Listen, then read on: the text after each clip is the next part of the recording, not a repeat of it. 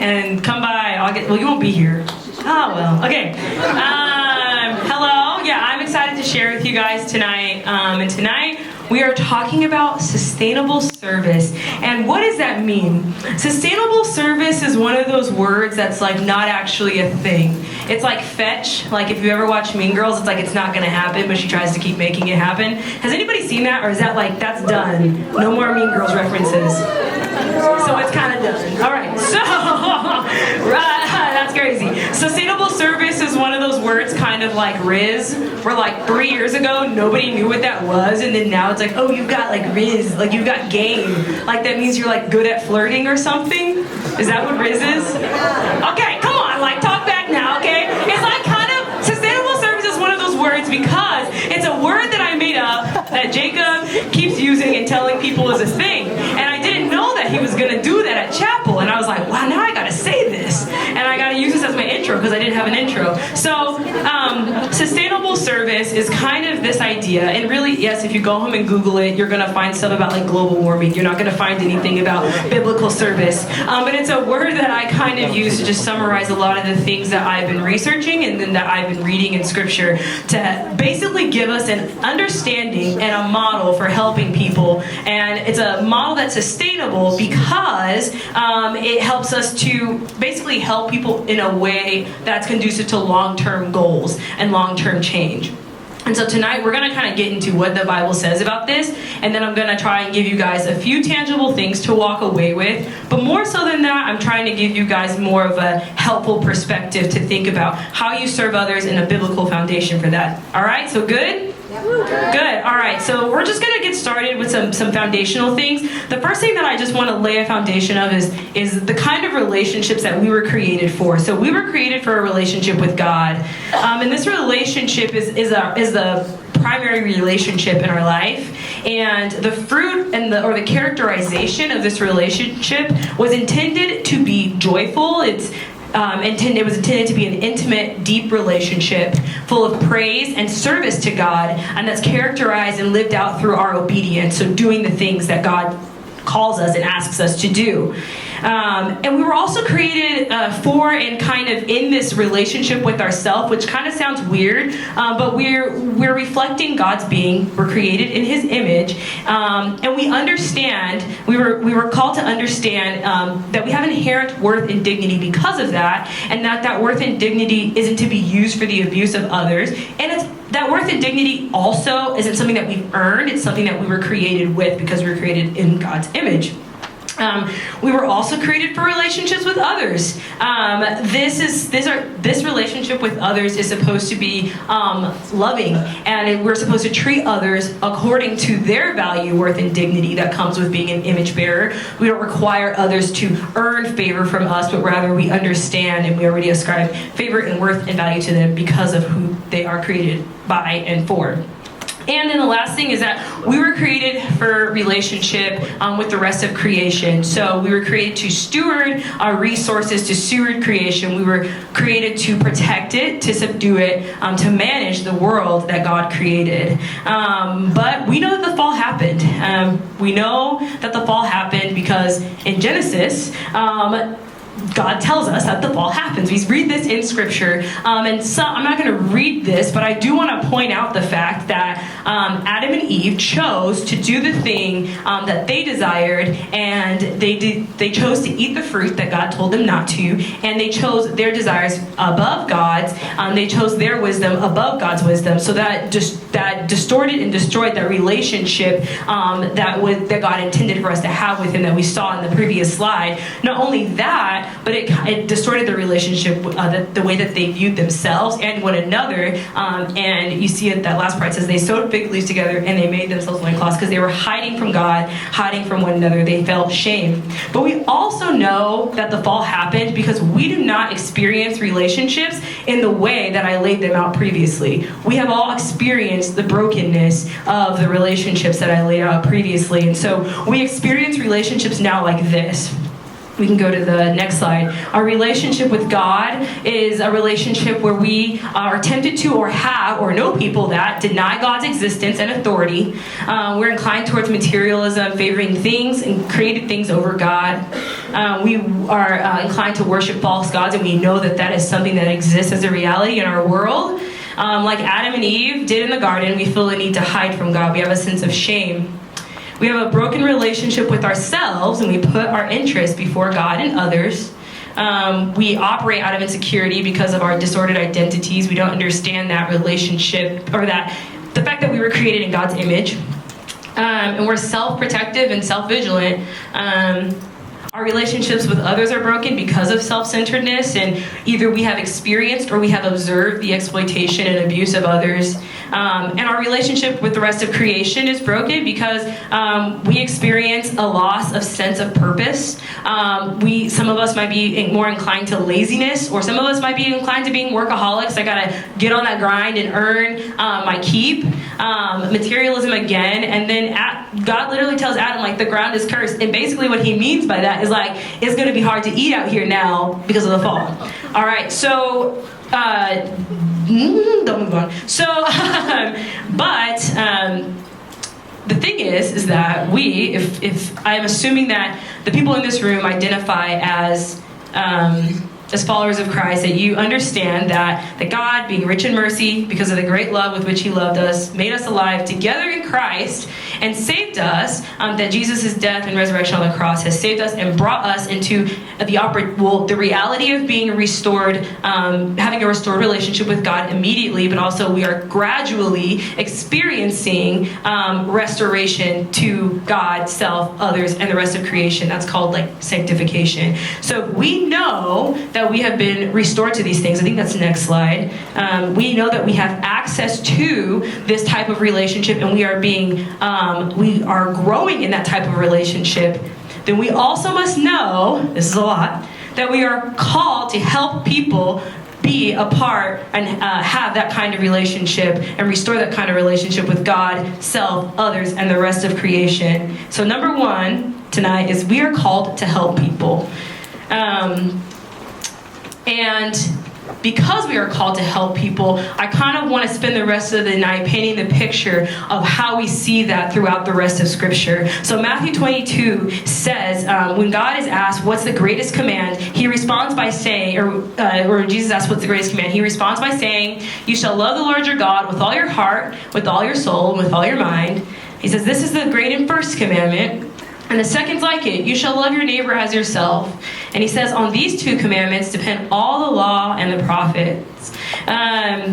Jesus points us to this fact, and this is not a new calling that God has given his people. Rather, this has been the same calling on God's people since he gave them the law. So we're going to look at some of these like Old Testament laws, and we're going to see how God has called his people to care and help those who are in need. And I want you guys to kind of see if you can observe some themes in these verses, but then I'll just tell you what the themes are when we read the verses.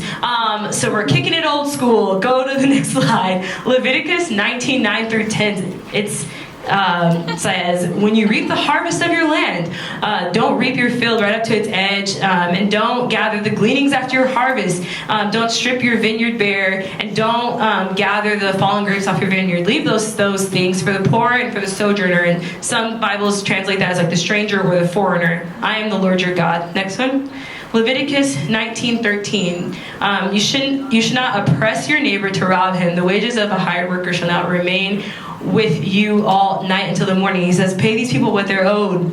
19:14. You shall not curse the deaf or put a stumbling block before the blind, which would be crazy anyway. Like, people that are doing that really just don't get it, right? All right. Like, that would be wild.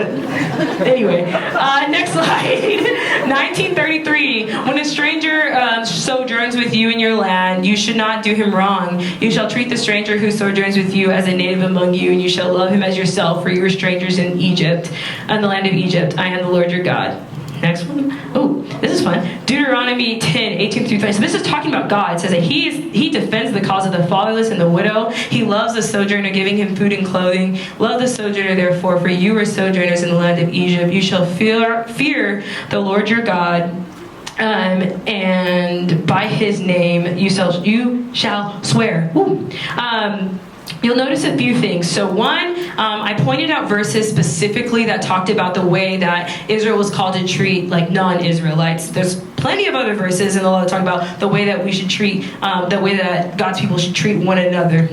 And we'll get to that a little bit later. But many of these verses also consist of statements like, I am the Lord your God. And one of the things that does point us to is the fact that God does care about how we feel about people because God cares about how we treat others. God has given us the ability to experience compassion, and that compassion leads us to action.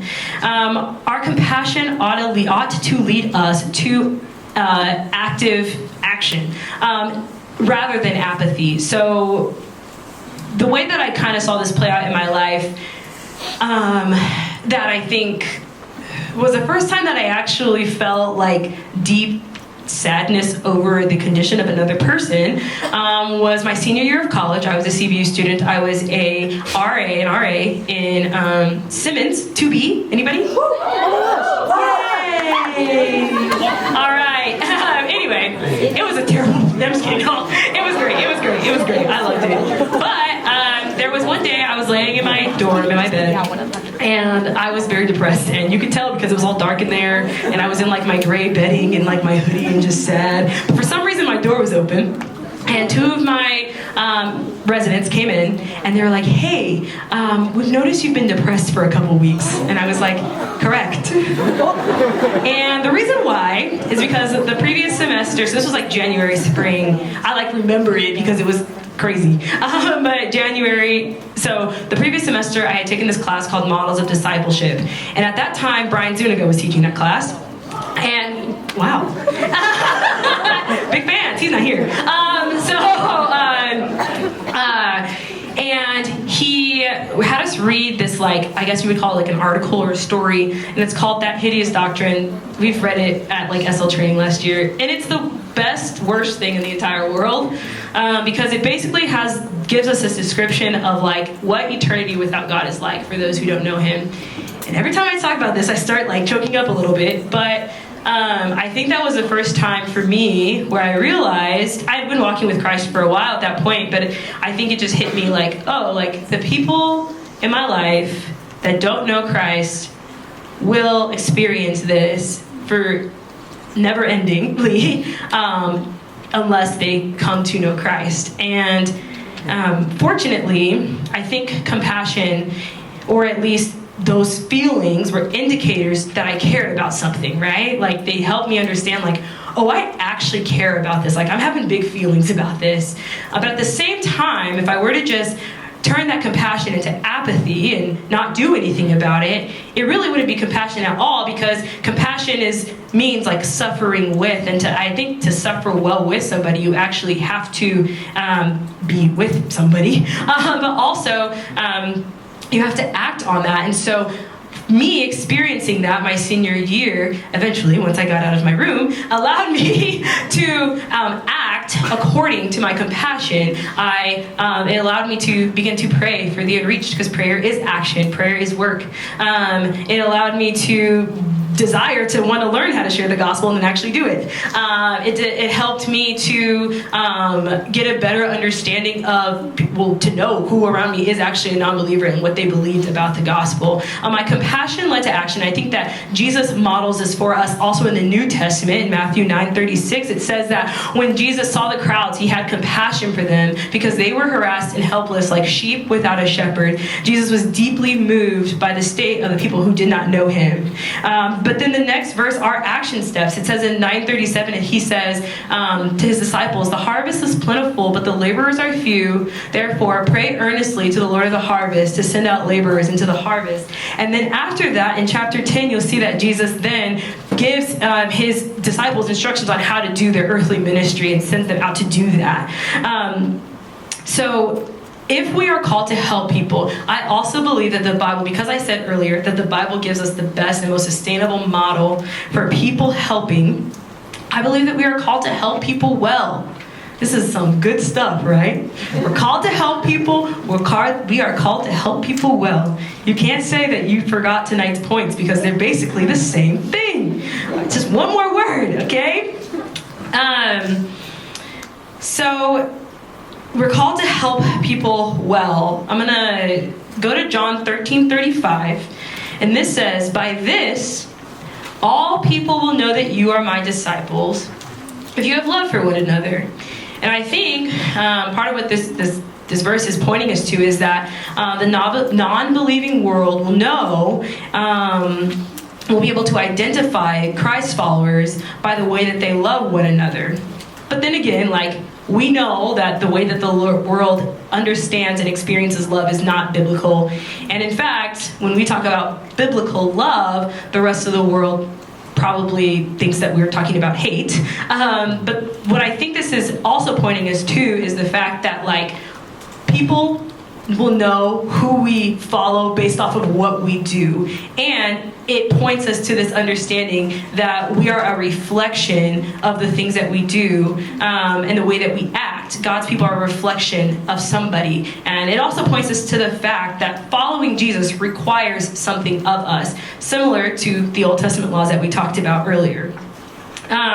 The Bible is actually full of these, like, one another's, and the one another's are actually, like, think of it more of like an action verb. Like, there are things that you actually do, and one another's are focused on, like, how you treat other Christians. So God has given us a whole book of stuff telling us how do we treat other people who believe in Jesus, which is so interesting, right? Let's go to the next slide. So these are the church guys and girls, and they're like, "Ooh, we love Jesus," right?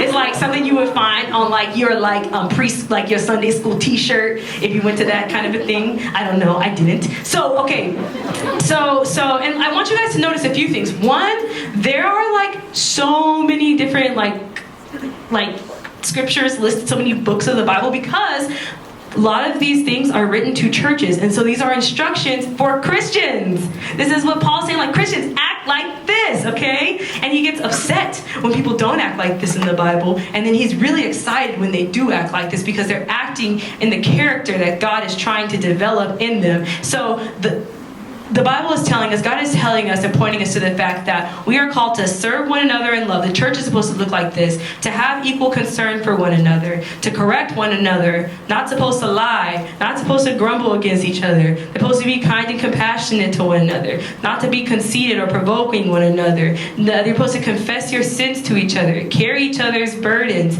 I've been going in on this whole carrying each other's burdens things every time I get on stage, because we are all so bad at sharing things that we're going through, and also carrying other people's burdens. We're called to pray for each other. This is the type of character that Christ is building into his church, and this is the kind of character that helps people well. I'm going to go on a little side tangent as I do. I have time. I am doing really good on time, so I'm going to do it. I often get asked this question of, like, what's more important, doing local service or, like, going to the unreached, or, like, so, like, one of the ways that this kind of comes up is, like, people are like, okay, if I'm standing outside a Target and there's some guy outside and he's asking for spare change, should I give him change or should I share the gospel with him? And then maybe, like, I've also been asked this question of, like, should I, like, go to, like, the unreached, or should I, like, stay here and help, like, in the United States with, like, I don't know, things that happen in the United States, like sharing the gospel and problems. I don't know. We have stuff that goes on here too, right? So I get asked these questions a lot, and I think that one of the main important things that I'm going to flesh this out a little bit more, but something that I really want to point out to us is that the Great Commandment will never call you away from the Great Commission. It can't, because it's God's word. So God's word is not going to, you like that, huh? I know. I wrote that down. I said, I'm going to say that.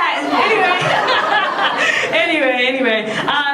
It can't, because God's word can't contradict itself. And in fact, I would argue, this will be another one, I would argue that you would be probably the most ineffective missionary, disciple maker, nonprofit owner, social worker, pastor, or really anything that you'd claim to be as a follower of Christ if you divorce these two callings from each other. I think that we think somehow that if we were to decide we wanted to go to the unreached, that automatically when the plane lands in who knows where, we'll become these people who have Christ-like character, when the reality is, if you weren't being that way in your local context, you will definitely fail to be that in the global context that you're in, which is now your local context because you're there. But point is that you do not magically become more Christian when you go to the unreached. This is character that you're building now, that Christ is building into his church, as it exists now. And the next thing is that if we are going to point ourselves to the Great Commandment, we can't teach people to obey things that we are not doing ourselves. And so, then, if Christ is building this kind of character into its church, a character where a type of people that lives in this way, that carries each other's burdens, that corrects one another, that serves one another, that's kind, they don't lie, they don't envy, they have equal concern, they're compassionate. Remember, compassion moves us to action. It would be impossible for a Christian to leave that community and to go out into the world and help someone and not carry those character traits with them. An effective goer is going to go with kindness, compassion, truthfulness, prayer, encouragement. They will be other-centered, and they'll be concerned for the needs and the well-being of others. Let's take a minute. I'm sweating. And I think I say... I'm not even going to say all that. All right, next thing is this. Point number 3.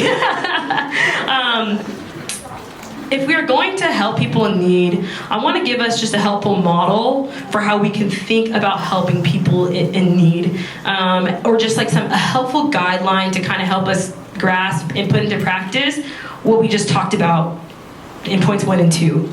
And this is concept of relationship versus relief. And we'll dive more into that in a minute. But before we do, I have a story. So I have several nieces and nephews. You guys know that because last time I talked, I tried to basically get somebody to date my nephew, and no one did. But he's coming back. He's moving back home. So praise God. I also have several nieces, and my niece Amina, she's 13, and she is my best friend. But when she was 5, we would always paint each other's nails or do stuff like that. And one time we were painting nails, and she was like, "Hey Morgan, I want to paint your nails." And I was like, "No." And she's like, "But why? I'm good at it." And I'm like, "No." And the reason I didn't want her is because I knew they would turn out something like this, right? Anytime a 5-year-old wants to paint your nails, you know you're about to be looking like the Grimace or something. I don't know. And this is not my hand before you guys be like, "That's not Morgan's hand." I know. I found this on the internet. I didn't have a photo from the moment. Like I said, she's 13 now, okay?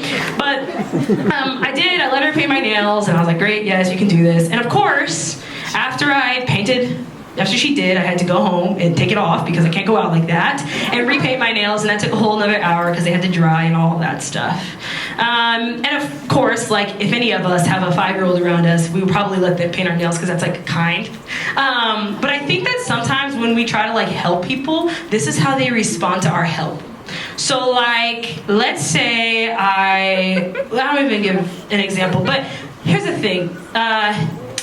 There is a history of North American churches going to places that they think that people need help, and then offering services out of the kindness of their hearts, and then people receiving those services not because they actually need them or want them or can't do those things for themselves, but because, just as I treated my 5-year-old niece, they treat us the same way, and just receiving help that isn't necessarily needed, wanted, or desired because they want to make us feel good about ourselves, or they don't want to be, maybe culturally they don't want to shame us or come across as being ungrateful. There are a lot of stories that I've read and heard about short-term missions, and basically people will go and bring some type of service, and they'll be they go to somewhere and bring toys and I don't know what's something else that people bring. Shirts. People love to bring shirts. And so they'll bring toys and t-shirts, right? And the kids, and wherever they're at, love the toys and they love the t-shirts, and it's great. And then they get in their van, and then they drive down the street, and they see the toy t-shirt man down the street. And they're like, "Wow, we just put the toy t-shirt man in this community out of business because we brought a toy and t-shirt resource, not realizing that we basically just like harmed this community that we initially intended to help. This is not a talk to shut down short-term missions, because like I think like half the people in here are doing that, and I like teach people to do that. But the point is that we're teaching you to do this well, right? In the book When Helping Hurts, the authors say this. They said, one of the biggest mistakes that North American churches make by far is in applying relief in situations which rehabilitation or development is the appropriate intervention. So what is relief?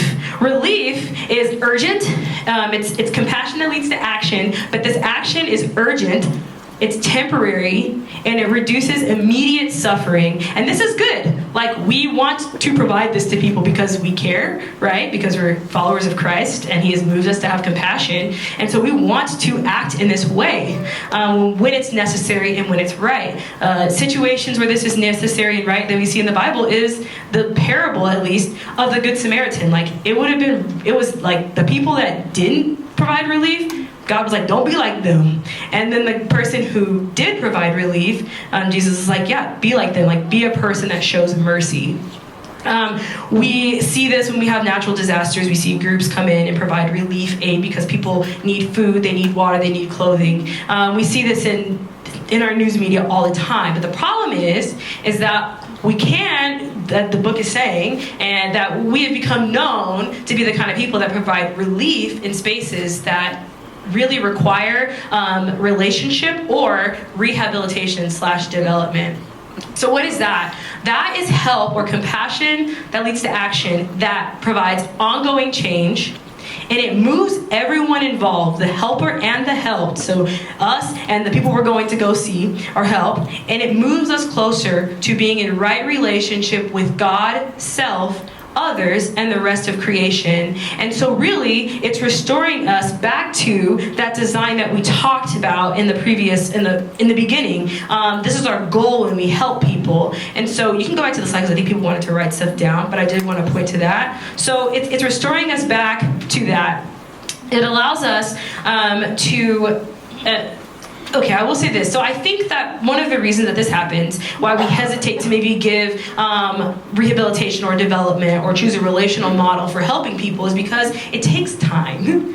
Relief is hard in that it can be expensive, but in comparison to the rest of the world, we have a lot of wealth here in the U.S., so it's not as expensive as we may think it is.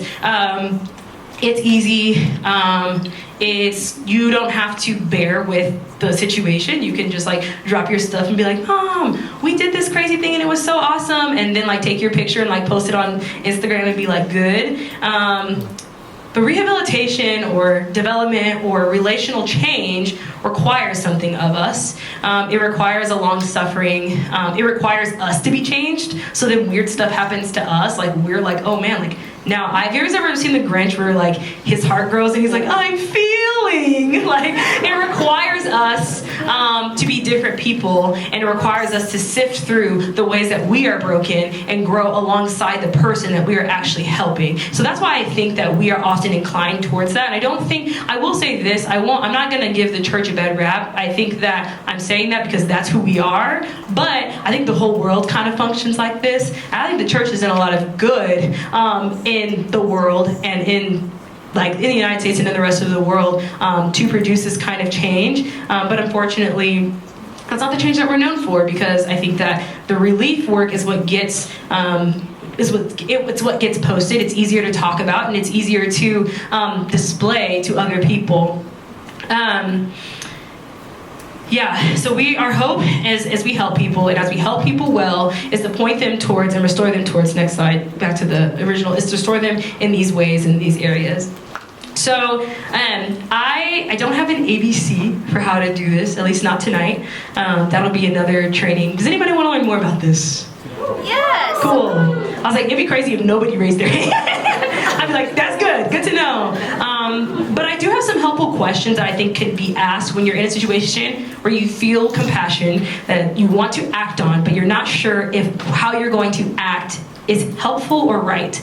And so some helpful questions when helping others are, is the help I'm giving restorative, as in, is it pointing people towards restored relationship with God, themselves, others, or the rest of creation?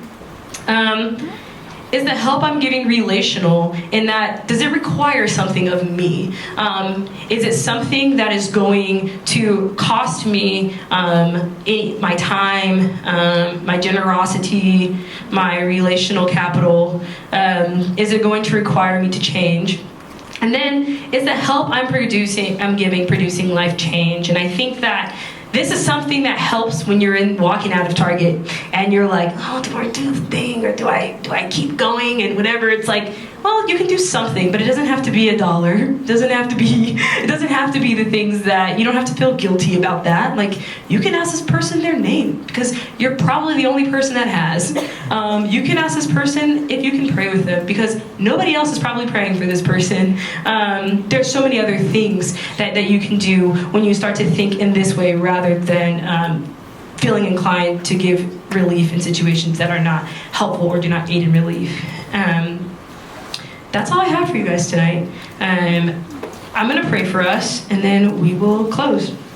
God, thank you that you have restored us, that you have offered us restoration into right relationship with you.